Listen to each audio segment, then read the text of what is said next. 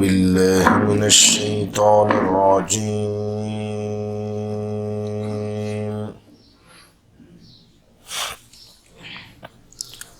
بسم الله الرحمن الرحيم.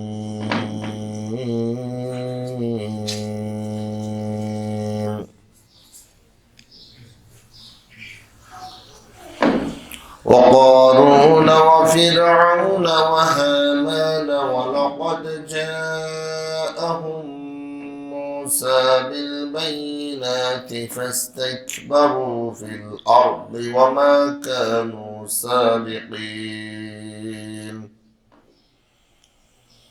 فكلا أخذنا بذنبه فمنهم من أرسلنا عليه حاصبا ومنهم من أخذته الصيحة ومنهم من خسفنا به الأرض ومنهم من أغرقنا وما كان الله ليظلمهم ولكن كانوا أنفسهم يظلمون.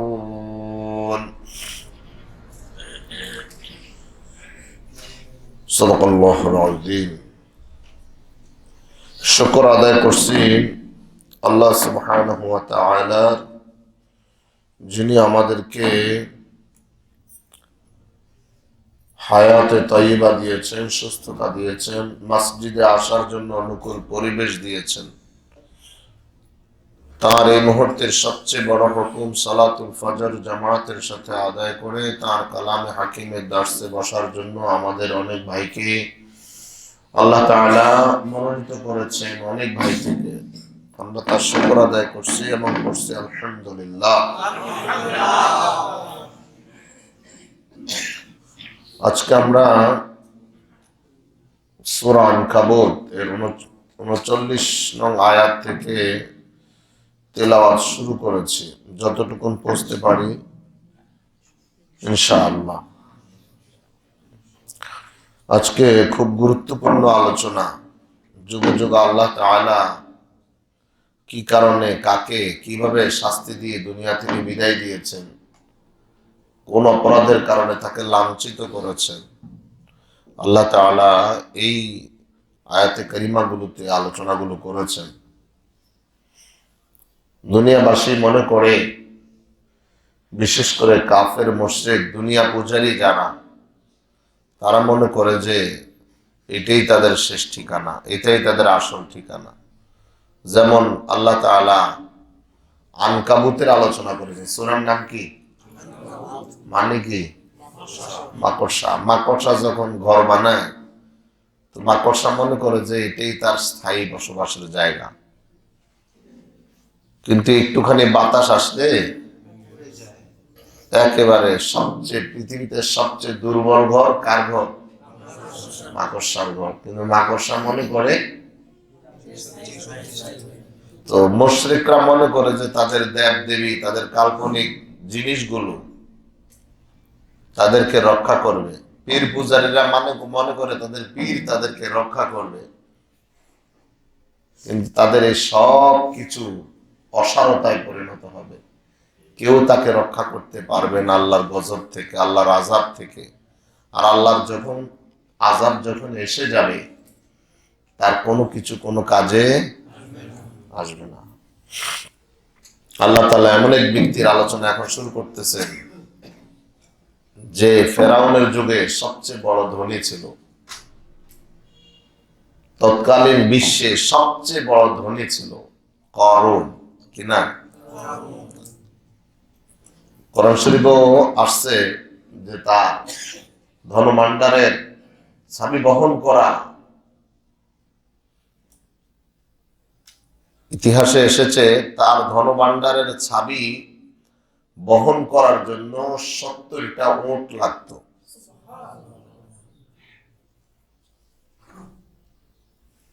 তাহলে তার ভান্ডার কত, ধন কত। আল্লাহ বলছেন ওয়া কারুন ওয়া ফিরআউন ওয়া হামান, পরাশক্তি এরা। কারণ ছিল সম্পদওয়ালা, সে সব সম্পদ ব্যয় করত তৎকালীন যুগের মুসলমানদেরকে শেষ করার জন্য। ফিরআউন, ফেরাউন হলো প্র্যাকটিক্যাল ময়দানে, সে তার নির্দেশে তার নেতৃত্বে সব ফিনিশ করা হতো। হামান, হামান হলো বুদ্ধিজীবী, যেমন বর্তমান বুদ্ধি প্রতিবন্ধীরা কিভাবে হুজুর করে সাইজ করতে হয়, কিভাবে ইসলামকে বিনাশ করতে হয়, তৎকালীন যুগের বুদ্ধি ছিল কে? হামান।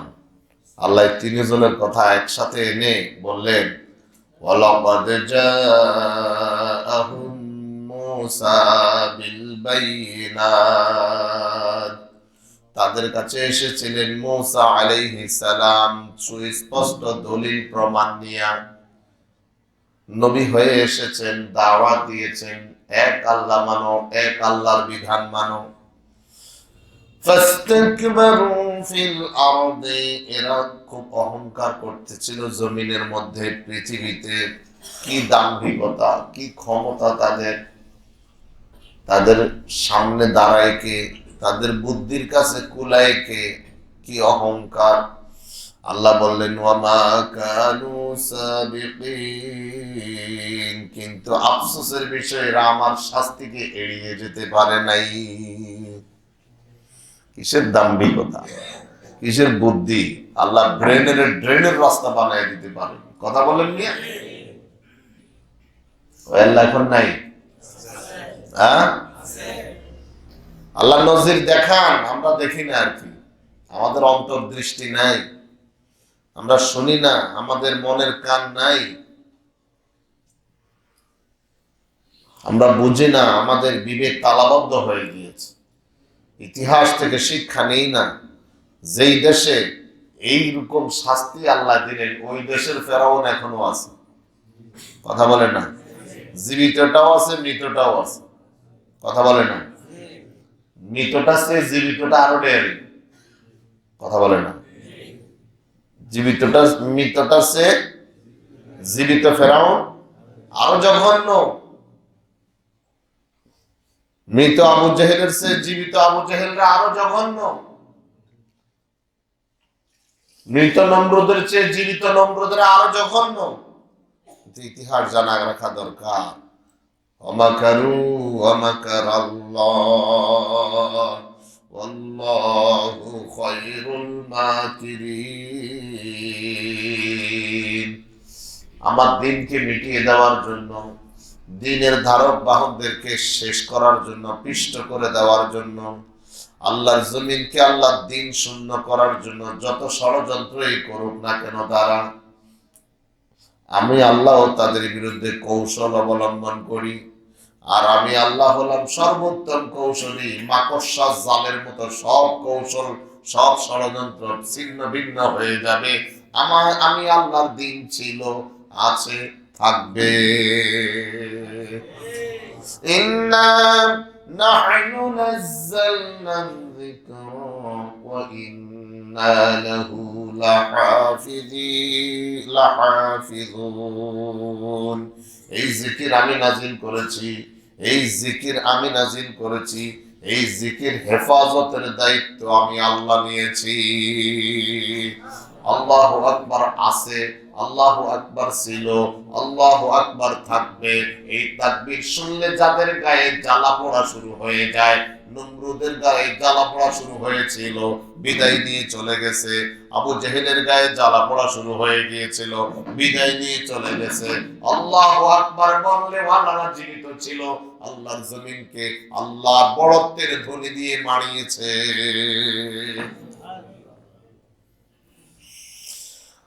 ওয়ামা কানু সাবিকিন, কিন্তু তারা আমার শাস্তি এড়িয়ে যেতে পারলো না, আমার শাস্তি থেকে নিজেদেরকে রক্ষা করতে পারলো না।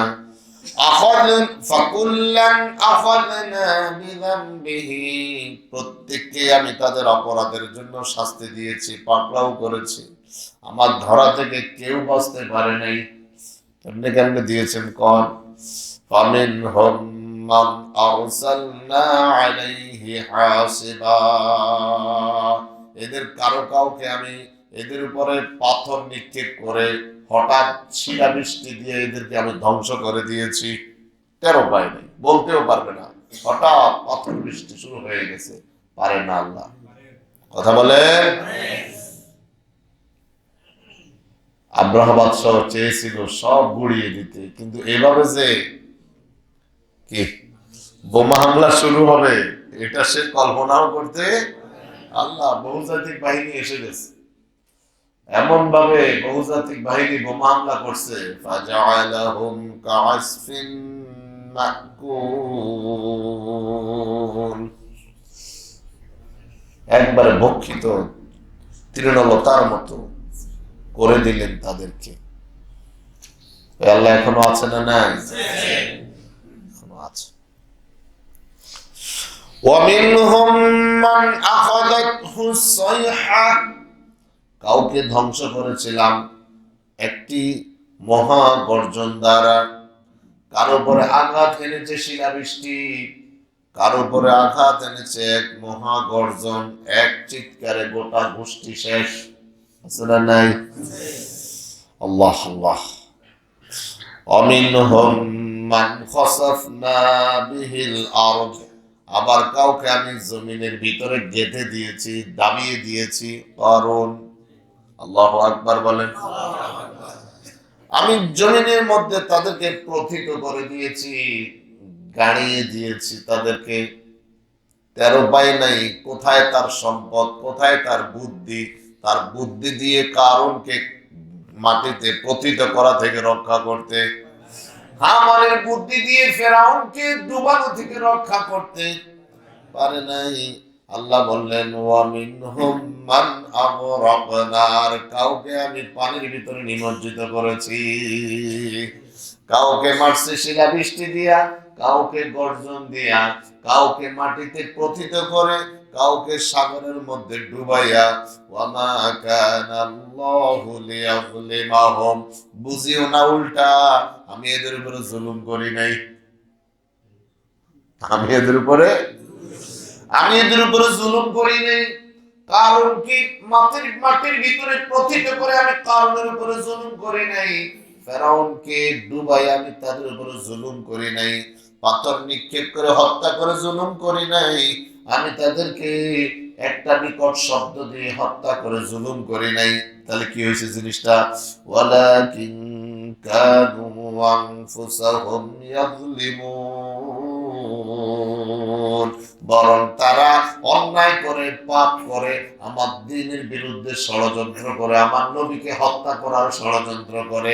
আমার নবী মনে করে হাজার হাজার পুত্র সন্তানকে হত্যা করে তারা নিজেরাই নিজেদের উপরে জুলুম করেছে। জুলুম এমন পর্যায়ে পৌঁছে গিয়েছে, আমার গজব, আমার শাস্তি আসাটা তাদের উপরে ওয়াজিব হয়ে গিয়েছে। মাসালুল্লাযীনা ইত্তাখাযু মিন দুনিল্লাহি আউলিয়া,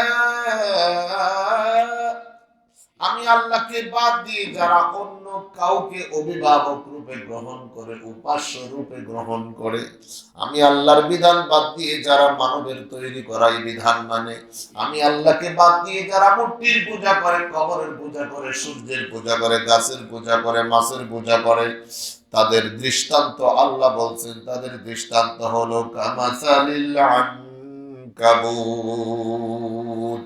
এই শব্দ দিয়ে সূরার নামকরণ করা হয়েছে কি? আনকাবুত। তাদের দৃষ্টান্ত হলো মাকড়সার দৃষ্টান্ত। আল্লাহু আকবার বলেন। একটু জোরে বললো তো আশেপাশে মানুষ একটু ঘুম ভাঙতো। ইত্তাখাযাত বাইতা, মাকড়সা তারা একটা ঘর বানালো, একটা সুন্দর করে তার সাধ্য মতো ঘর বানাইলো। কিসের ইঞ্জিনিয়ার তুমি? মাকড়সা মহাশূন্যের উপরে, কোন নিচে থেকে উপরে থেকে টানা দিয়া দড়ি নেই। কথা বলেন, যারা রং মিস্ত্রি দড়ি টানা দেয় কি দেয় না? যারা রাজমিস্ত্রির নিচে থেকে কাঠ বাঁশ দিয়া খুঁটি দেয় কি দেয় না? কিন্তু এমন এক জাতি, তুমি কি মিস্ত্রি, তুমি কিসের ইঞ্জিনিয়ার? এমন এক জাত, যে জাত শূন্যের উপরে ঝুলে ঝুলে, কথা বলেন, শূন্যের উপরে ঝুলে ঝুলে এত সুন্দর করে বাড়ি বানালো। এবং আল্লাহ বললেন ওয়া ইন্না আওহানাল বুয়ুতি লাবাইতুল আনকাবুত, ঘরের মধ্যে সবচেয়ে দুর্বলতম ঘর হলো মাকড়সার ঘর। পৃথিবীতে যত বাড়ি, যত ঘর, যত অট্টালিকা, সবচেয়ে দুর্বল বাড়িটা হলো কার? তার কাছে এটাই শ্রেষ্ঠ বাড়ি। কার কাছে? মাকড়সার কাছে এটাই শ্রেষ্ঠ বাড়ি। আপনি বড় লোক, আপনার কাছে কিছু না, কিন্তু গরিব মানুষের কাছে একটা টাকাও অনেক টাকা। কথা বলেন। এই জন্য গরিব মানুষের টাকা পয়সার হিসাব নিকাশ কম না বেশি? বড় লোকের বেশি। আচ্ছা, আল্লাহ বলছেন লাউ কানু ইয়ালামুন, যদি তারা জানতো বুঝতো, যদি তারা জানতো বুঝতো। কেন উদাহরণ দিলেন? ও মুশরিকরা, ও কাফেরেরা, ও দুনিয়া পূজারীরা, তোমাদের দুনিয়ার সব কিছু মাকড়সার ঘরের মতো, তোমাদের হুকুমটা জারি হতে দেরি। ইযা জাআ আজালুহা লা ইস্তাখিরুনা সাআতান ওয়া লা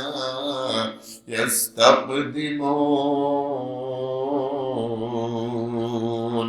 মালিকের পয়গাম যেদিন এসে যাবে, মালিকের পয়গাম যেদিন এসে যাবে, সেদিন আর থাকতে পারবা না।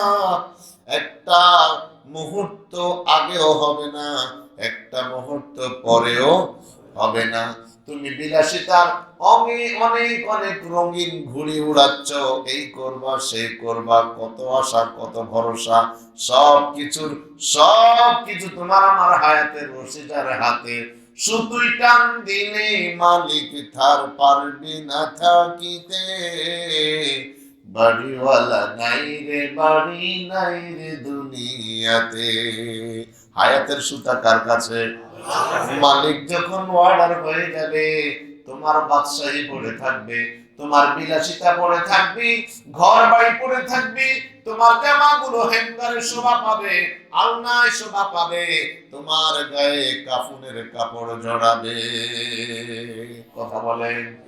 তোমার গায়ে কাফনের কাপড় জড়াবে, তোমাকে আর ঘরে উঠাবে না, তোমাকে নিচের গ্যারেজে ফালায়া রাখবে। আল্লাহর গোলাম, চিন্তা করো, তোমাকে নিচের গ্যারেজে ফালায়া রাখবে, তোমাকে আর গরম জামা পরাবে না, গরম জামাগুলো তোমার শরীর থেকে খুলে ফেলবে, গরম জামাগুলো খুলে ফেলবে, তোমার হাতের ঘড়িটা খুলে ফেলবে, তোমার হাতের আংটিটা খুলে ফেলবে, তোমার গলার চেনটা খুলে ফেলবে, দামি যত পোশাক আছে খুলে ফেলবে।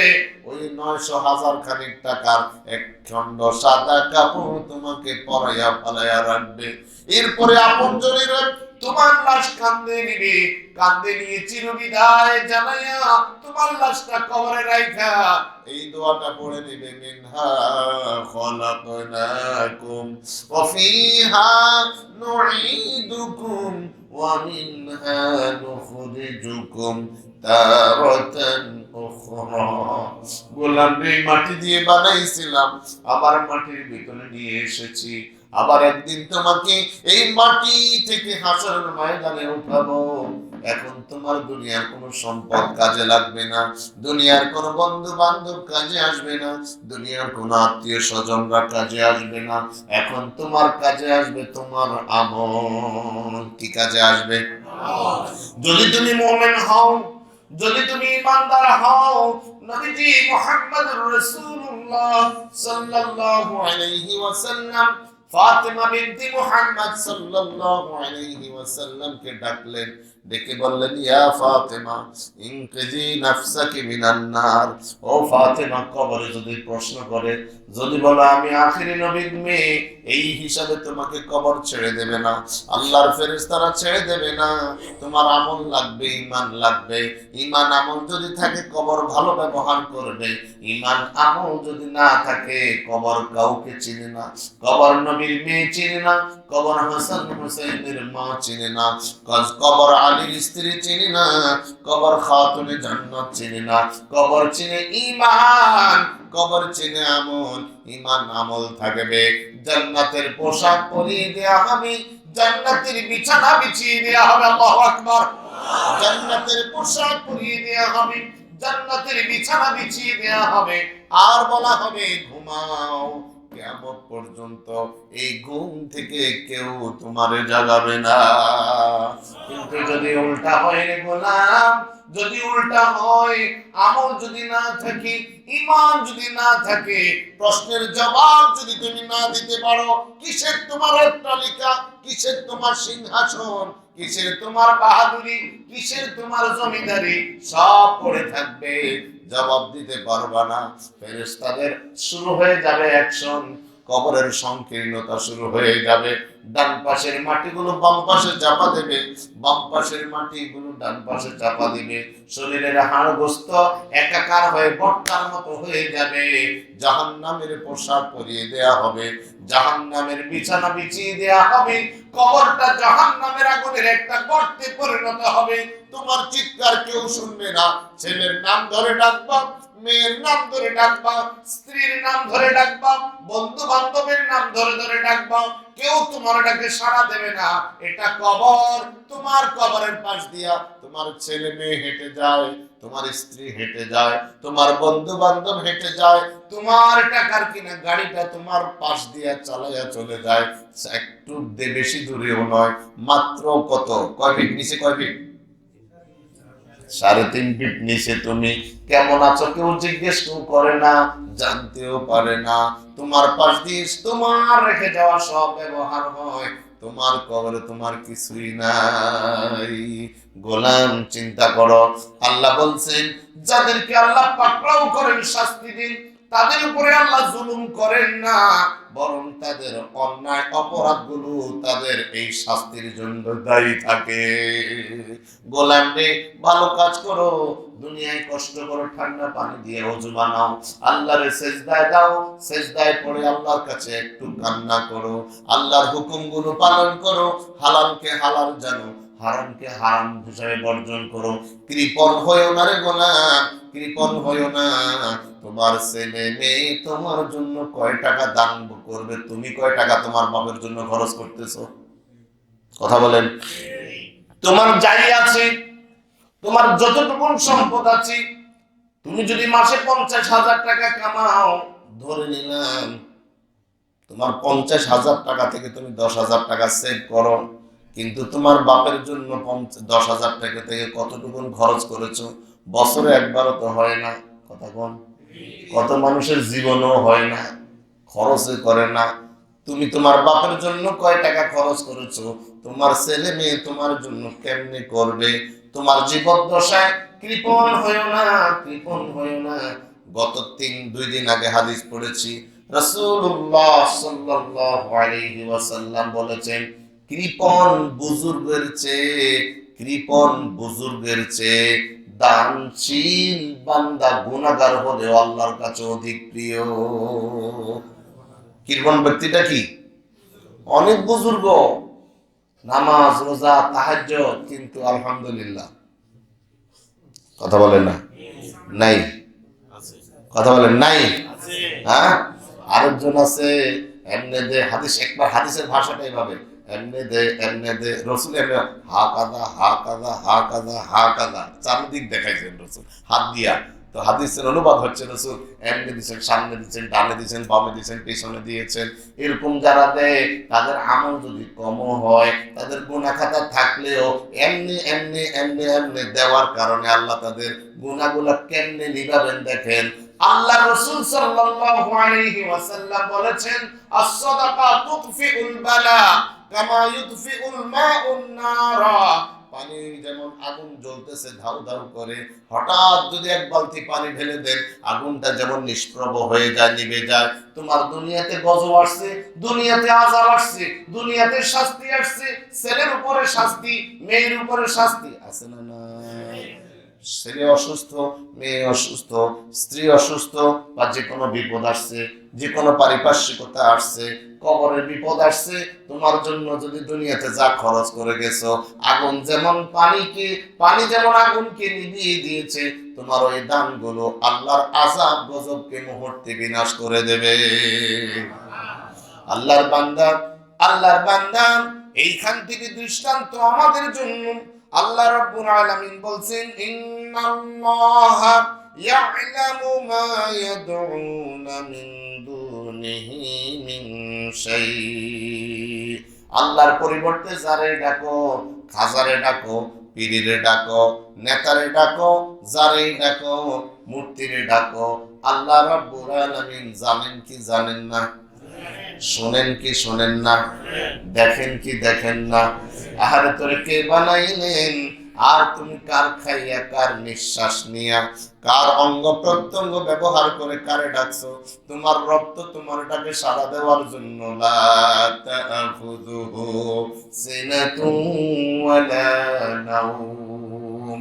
তোমার রব তাকিয়ে আছে তোমার দিকে, কখন তুমি একবার ডাকবা রব্বি আল্লাহ, ও আমার রব, ও আমার আল্লাহ, ইয়া রব্বি, ইয়া আল্লাহ, ইয়া রহমান, আয় আল্লাহ মেরে সত্তারে উয়ুব, আয় আল্লাহ মেরে সত্তারে উয়ুব, মেরে আল্লাহ মেরে গফফারুয যুনুব, তুই কাদের জলিলুল্লাহ জাহাদার, বাহরানে তু হামারা নিগাহদার। আল্লাহরে ডাকবা, আল্লাহর কাছে ক্ষমা চাইবা, আল্লাহকে আশ্রয়দাতা মনে করবা, আল্লাহকেই পরিত্রাণদাতা মনে করবা।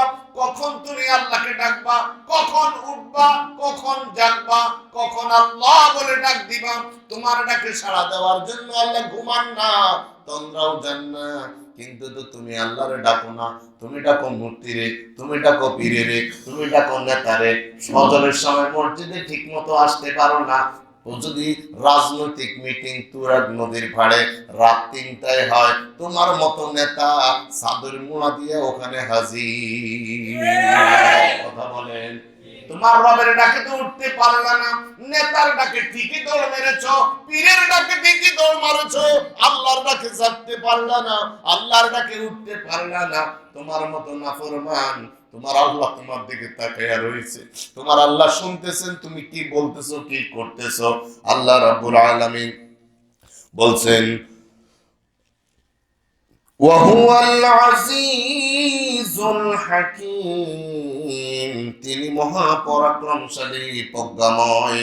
ওয়াতিলকাল আমসালু নাদরিবুহা লিন্নাস, এসব উদাহরণ, এসব দৃষ্টান্ত আমি আল্লাহ রাব্বুল আলামিন মানুষের জন্য পেশ করতেছি। এই দৃষ্টান্তগুলো গরু ছাগলের জন্য, জিন ভূতের জন্য, হ্যাঁ, ফেরেশতাদের জন্য, কাদের জন্য? আরো জোরে বলেন, কাদের জন্য? আমাদের জন্য। বলেন এটা কাদের জন্য? আমাদের জন্য। মানুষ থার্ড পারসন কইয়া লাভ নাই, ফার্স্ট পারসন বলি। এই দৃষ্টান্ত আমার জন্য আমার আল্লাহ দান করেছেন। আমি যেন বুঝি, আমি যেন শুনি, আমি যেন চিন্তা করি, আমি যেন আমার আল্লাহর গোলামি করি। আল্লাহ বলেন ওয়ামা ইয়াকিলুহা ইল্লাল আলিমুন, শুধু আলেমরাই বুঝতে পারে এই সব চিন্তার উদাহরণ। আলেমরা বলতে জ্ঞানীরা। আলেমরা বলতে কারা? জ্ঞানীরা, যাদের একটু জ্ঞান আছে। এখন যেই জ্ঞান দিয়া আল্লাহ চিনে না, ও জ্ঞানী না, ও জ্ঞান প্রতিবন্ধী। কথা বলেন। যেই জ্ঞান দিয়ে সে সোজা সিরাতাল মুস্তাকিম চিনে না, এই জ্ঞানী নয়, এই বুদ্ধিজীবী নয়, এই জ্ঞান প্রতিবন্ধী, বুদ্ধি প্রতিবন্ধী। এই যেমন প্রতিবন্ধী মানুষ যেমন নিজে নিজে সাহায্য ছাড়া চলতে পারে না, হে অন্যের সাহায্য ছাড়া চলতে পারবে না। কারণ সে জ্ঞান প্রতিবন্ধী, সে বুঝবে না এগুলি, দেখেও দেখবে না, চিনেও চিনবে না, শুনেও শুনবে না, বুঝেও বুঝবে না। আল্লাহ তার যে চতুষ্পদ জন্তুর সে আরো নিকৃষ্ট বানায় দিয়েছেন তার কর্মের কারণে। কিসের কারণে? আরো জোরে বলেন, কিসের কারণে? কর্মের কারণে। যারা জ্ঞানী তারাই এইসব চিন্তা করবে। কেন আল্লাহ হামানের কথা বললেন? আল্লাহ হামানের কথা বললেন আমি যেন হামানের মতো কুবুদ্ধিওয়ালা না হই, যেই বুদ্ধি দিয়ে আলেমদেরকে সাইজ করব, যেই বুদ্ধি দিয়ে ইসলামকে বিদায় করার চেষ্টা করব, যেই বুদ্ধি দিয়ে মুসলমানদেরকে বিনাশ করব না। আমার বুদ্ধি আমি আল্লাহর পথে খরচ করব। কার পথে? আরো জোরে বলেন, কার পথে? আল্লাহর পথে খরচ করব। আমি চিন্তা করব কিভাবে আমি দাওয়াত দিলে আল্লাহর দিকে মানুষ বেশি আসবে, কিভাবে আমি দাওয়াতি কাজ করলে আল্লাহর কথা মানুষ বেশি শুনবে, আমি কি কাজ করলে, কি দান করলে, আমি কেমনে চললে আমার আল্লাহর দ্বীন বেশি প্রচার হবে।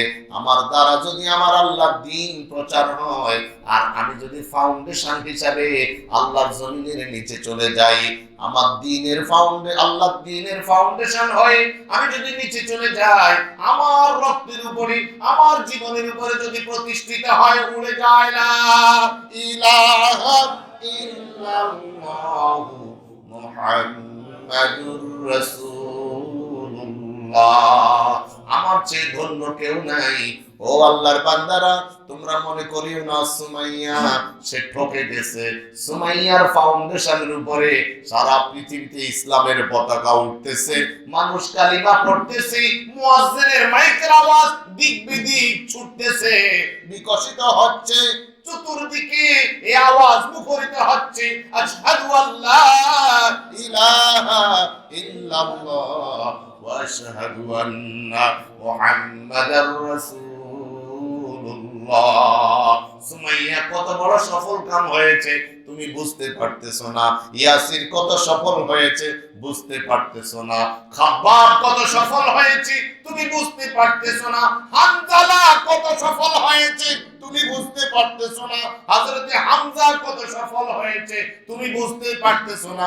তাদের ত্যাগের বিনিময়ে, তাদের রক্তের বিনিময়ে, তাদের এই সকল চেষ্টা প্রচেষ্টার বিনিময়ে তোমার আমার নসিবে জুটেছে লা ইলাহা ইল্লাল্লাহু মুহাম্মাদুর রাসূলুল্লাহ। আল্লাহ তাআলা বলছেন, খালাকাল্লাহুস সামাওয়াতি ওয়াল আরদা বিল হাক্কি। আসমানকে বানাইছেন আল্লাহ। জোরে আওয়াজ দেন, মুখ খোলেন, আসমানকে বানাইছেন আল্লাহ, জমিনকে বানাইছেন আল্লাহ। আল্লাহ বলেন, সত্যি সত্যি আসমান জমিন আল্লাহ বানাইছে। ও গোলাম, তুমি না বললেও আল্লাহ নিজের স্বীকৃতি নিজে দিতেছেন, আল্লাহ নিজের প্রশংসা নিজে করতেছেন।